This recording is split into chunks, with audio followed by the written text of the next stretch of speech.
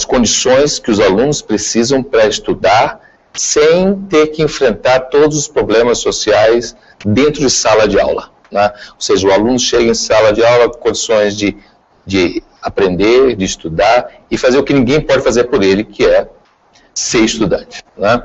Então, existe um contato constante com as coordenações pedagógicas, com os pais dos alunos, com a direção das escolas, para que isso possa acontecer de uma forma mais tranquila possível. Há dificuldades, sem dúvida, mas elas são superáveis e eles têm superado.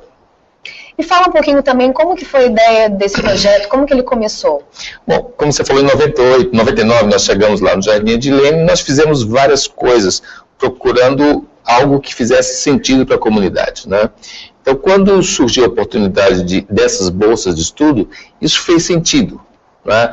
Houve uma demanda, houve uma procura, tanto da parte da comunidade, como também das escolas. As escolas queriam receber esses alunos, né?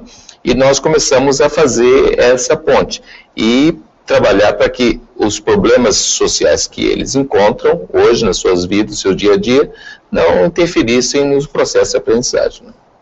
Mário, muito obrigada pela sua presença no programa e parabéns pelo projeto. Muito obrigado. Você sabia que a leitura é uma forma de desenvolver nosso senso crítico, aumentar o vocabulário e ampliar a criatividade? Quanto mais cedo as crianças têm contato com a leitura, mais chance elas terão de gostar de ler. Mas os livros não são a única forma de desenvolver o gosto pela literatura, não. Projetos de contação de histórias, teatro e cinema também ajudam e conduzem as crianças pelo caminho da imaginação. Vamos entender um pouco mais desse assunto na reportagem de Tatiane Vieira, Sabrine D'Alêncio e Matheus Pereira. No processo de educação e alfabetização das crianças, as histórias infantis desempenham um importante papel na descoberta de novos conhecimentos e gêneros literários. Além dos livros, a contação de histórias utiliza outros elementos para atrair a atenção dos pequenos, como a música, o teatro e as ilustrações. Humberto Soares, artista plástico e contador de histórias, utiliza desses recursos em suas ações e ressalta a importância de outros métodos em suas apresentações infantis. É muito importante a contação misturar muitas coisas. O visual, o figurino, né? A maquiagem, às vezes. A música é importante para você conseguir pegar esse grupo.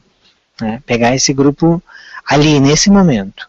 Nas apresentações de seu projeto, o Pequeninos, o artista costuma inserir personagens para cativar a atenção das crianças. Na composição de suas apresentações, Humberto também costuma criar personagens. Então, primeiro eu me apaixono pela história, ou até crio histórias, escrevo.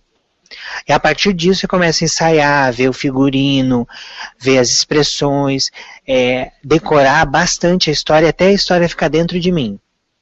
Depois que a história ficou orgânica, aí eu vou para o público e vou ver o que tem de reação.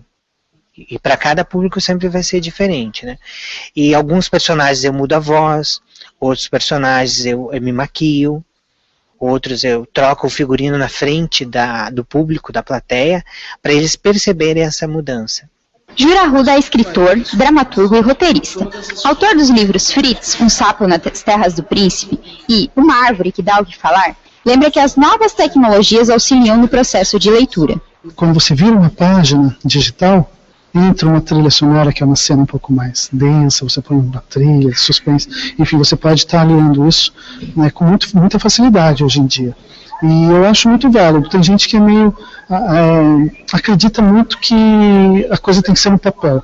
Eu gosto muito do papel, mas eu não fecho os olhos para as novas tecnologias, porque eu acho que no mundo moderno as crianças estão muito mais preparadas para isso até do que para o livro no papel. Então é uma forma de você manter a literatura viva, o gosto e a motivação pela literatura. A leitura aumenta o senso crítico, desenvolve o vocabulário e amplia a criatividade. Pesquisas apontam que quanto antes a criança começa a ler, mais chances ela terá de se tornar um leitor assíduo. Por isso é importante que os pais incentivem o hábito, mesmo que a criança não saiba ler. Em A Menina que Odiava Livros, Mina é uma criança que, mesmo incentivada pelos pais, não gosta de ler. Ela só cria o gosto pela leitura depois de um acontecimento mágico. Os personagens das histórias invadem a sua sala.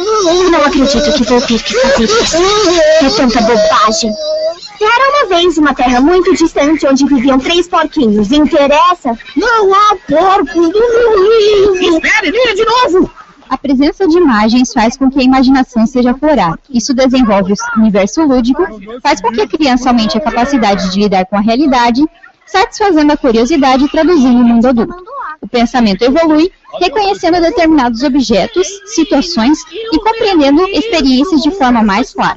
Júlia Arruda diz que outras formas de interação com a literatura fazem com que as crianças mantenham o interesse pelos livros. Eu acho que a própria literatura é um encantamento para a criança. Mas existem outras formas de você manter a motivação pela leitura. Não sei se o encantamento, mas a motivação pela leitura.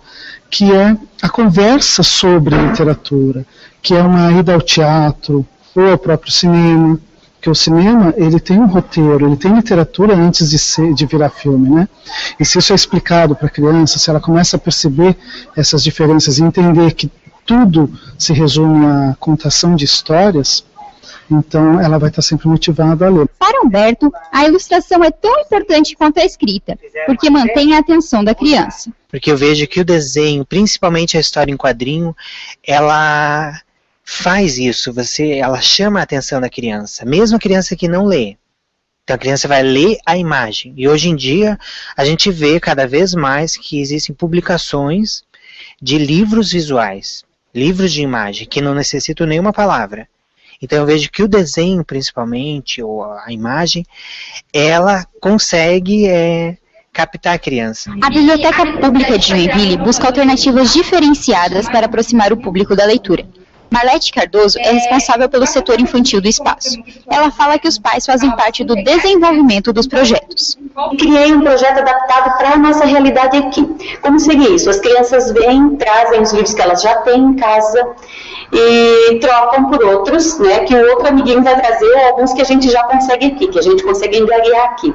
A ideia é que os pais participem trazendo o livro, lembrando a criança. Então a gente divulga na fanpage, manda por e-mail, divulga assim no Facebook pessoal, faz N formas das crianças estarem trazendo esses livros. Quanto mais elas escutarem histórias, quanto mais elas tiverem contato com esse mundo assim, abstrato, né, das histórias, elas vão ficar mais ávidas por ler, por querer conhecer cada vez mais. Essa é uma ideia.